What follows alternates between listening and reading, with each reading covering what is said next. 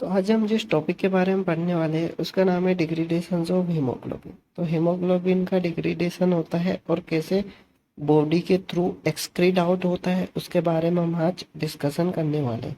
तो सबसे पहले क्या होता है कि जनरली क्या होता है, हमारी बॉडी के अंदर आरबीसी प्रेजेंट होती है। आरबीसी का ब्रेकडाउन हो जाता है। अब ब्रेकडाउन क्यों होता है? क्योंकि हमारी आरबीसी की लाइफ साइकिल 120 डेज कंप्लीट हो चुकी होती है। या तो फिर क्या हो जाता है कि आरबीसी जो बनती है, प्रोसेस बनने की होती है, उसमें इमेच्योर आरबीसी बनती है। या तो फिर आरबीसी जो होती है उसका शेप सही नहीं होता है, शेप ज़्यादा बड़ी आरबीसी बन जाती है बॉडी के अंदर।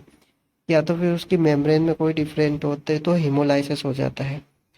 और या तो जॉन्डिस की कंडीशन में हेमोलाइसिस हो जाता है लीवर और स्प्लीन के अंदर।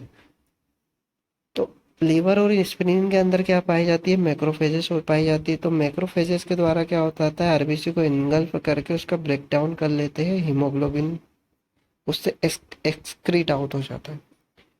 तो ये जो भी एंजाइम की वजह से हो जाता है, फेगोलाइसोसोम्स की वजह से फिर हीमोग्लोबिन का डिग्रेडेशन हो जाता है हिम प्लस ग्लोबिन में। अब क्या हो जाता है कि हीमोग्लोबिन की प्रोसेस में क्या हो जाता है, जनरली आरबीसी हमारे ब्लड सर्कुलेशन में पाई जाती है और मैक्रोफेजेस उसको तोड़ देती है। तो हीमोग्लोबिन प्रेजेंट हो जाता है। अब हीमोग्लोबिन प्लस हिपेटोग्लोबिन आपस में कंबाइन होके एच बी हिपेटोग्लोबिन कॉम्प्लेक्स बन जाता है। तो ये काय के अंदर फेगोसाइट्स के अंदर चले जाता है, मैक्रोफेजेस के अंदर चले जाता है। अब क्या हो जाता है कि उसके कारण क्या हो जाता है, हीमोग्लोबिन का डिग्रेडेशन हो जाता है उसके अंदर, मैक्रोफेजेस के अंदर। तो जनरली इसमें हम देखते हैं कि आरबीसी प्रेजेंट हो जाती है। इस पिक्चर डायग्राम में आरबीसी का लाइसेस हो जाता है, उससे रिलीज हो जाता है हीमोग्लोबिन ब्लड सर्कुलेशन के अंदर। और सर्कुलेशन के अंदर क्या हो जाता है कि हीमोग्लोबिन प्रेजेंट हो जाता है प्लाज्मा के अंदर। और प्लाज्मा के अंदर हीमोग्लोबिन प्रेजेंट होने के कारण एच बी प्रेजेंट हो जाता है। तो एच बी एच पी के कॉम्प्लेक्स बन जाता है।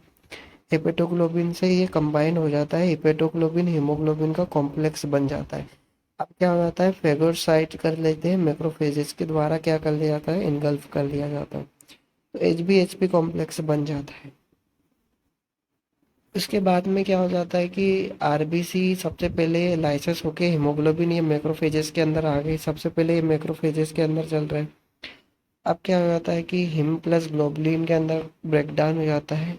और हीमोग्लोबिन में जो ग्लोबुलिन प्रेजेंट हो जाता है वो अमीनो एसिड बन जाता है। और उसके बाद में वापस से अमीनो एसिड प्रोटीन के, या तो प्रोटीन बनाने में इस्तेमाल हो जाता है या तो फिर एक्सक्रीट आउट हो जाता है बॉडी के अंदर बाहर।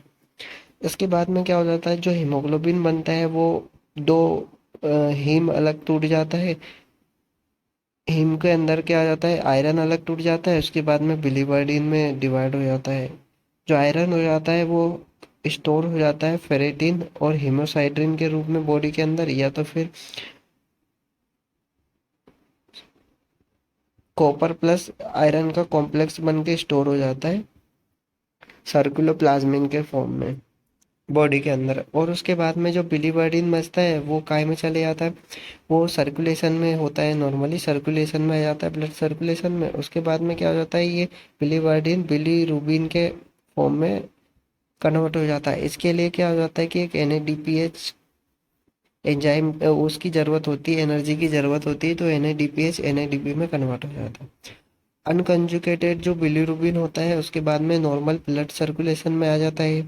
सबसे पहले क्या में चल रहा था, मैक्रोफेजेस के अंदर हो जाता है, उसके बाद में ब्लड सर्कुलेशन में आ जाता है अनकंजुगेटेड बिलीरुबिन। उसके बाद में क्या होता है, अनकंजुगेटेड बिलीरुबिन सर्कुलेशन के थ्रू में काय में चले जाता है, लीवर में चले जाता है। अनकंजुगेटेड बिलीरुबिन उसको बोलते हैं जिसमें बिलीरुबिन में एल्ब्यूमिन प्रेजेंट हो जाता है। उसके बाद में ये काय में कन्वर्ट हो जाता है कंजुगेटेड बिलीरुबिन में। इससे क्या हो जाता है कि एल्ब्यूमिन हट जाता है, प्रोटीन निकल जाता है उससे, तो कंजुगेटेड बन जाता है। उसके बाद में क्या होता है कि बाइल डक्ट के थ्रू इसमें क्या हो जाता है, बाइल का कॉम्बिनेशन हो जाता है, बाइल प्लस बिलीरुबिन में हो जाता है, तो उसको ब्रेक डाउन कर देता है। तो काय में ये इंटेस्टाइन में चले जाता है। फिर इंटेस्टाइन के अंदर क्या हो जाता है कि स्टर्कोबिलिनोजन के रूप में स्टूल के थ्रू बाहर निकल जाता है। और जो एब्जॉर्ब हो जाता है वो किडनी के थ्रू में यूरोबिलिनोजन के रूप में बॉडी के थ्रू एक्सक्रीट आउट हो जाता है। तो आज के लिए यही था। Thank you for watching.